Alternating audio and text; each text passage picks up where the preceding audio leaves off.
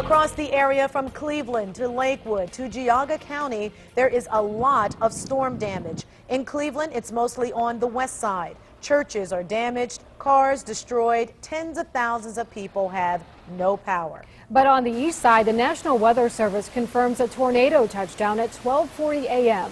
Power 5 meteorologist Mark Johnson warned us about this severe weather threat. In fact, he began tracking this part of the storm as it gathered steam over Mayfield Heights. It touched down as a twister in Chesterland and caused major damage to the only supermarket there.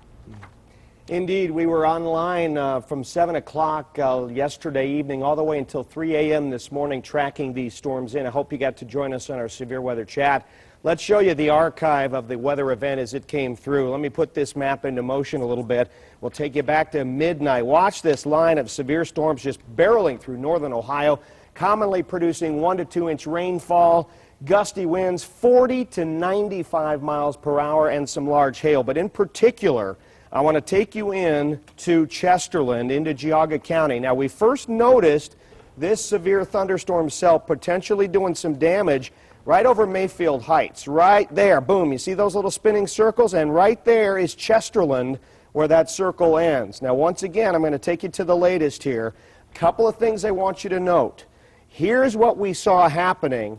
We saw this little gust front coming in from this side. The storms to the north produced a wall of wind that came off Lake Erie and moved toward the south. That's the gust front right here, and you can actually see it on the Power 5, meeting up with this north-south thunder cell. This is what we call a little triple point in meteorology. This is a big spin-up where these two little fronts meet, and that's why the tornado was produced right over Chesterland. But once again, you could see the tornado forming right about there, right over Mayfield Heights, and we saw it moving off toward the east-southeast right into Chesterland. It lasted about 10 minutes doing EF-1 damage. That means on the Fujita scale, that's about a 95-mile-an-hour wind, enough to take off roofs, take down trees, power lines, and wait till you see the giant eagle. It just totally devastated that grocery store. I'll tell you if there's any more thunder in your weekend forecast when we come back in a minute. Well, as Mark just said, a lot of damage in Chesterland, which is in Geauga County, from the tornado. And there are many people tonight who are just grateful the storm did not kill them. News Channel 5's Paul Kiska is live in Chesterland now with some powerful stories to share. Hi, Paul. Well, hello, Tracy. They are still cleaning up here tonight in Chesterland after this tornado hit early this morning. And that's the scene really throughout the center of town here at 322 and 302. So many power poles down and power lines draping the streets and parking lots. This was some of the damage flying around last night when this twister hit. Look at this heavy piece of wood with this big nail sticking out of it, this heavy post, and working in the middle of it all when the twister hit, a seamstress. But like the ceiling came down, so. Kathy was working late sewing dresses for a wedding.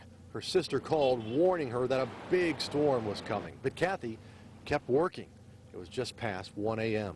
And the next thing I know, the wind started tunneling in the front door.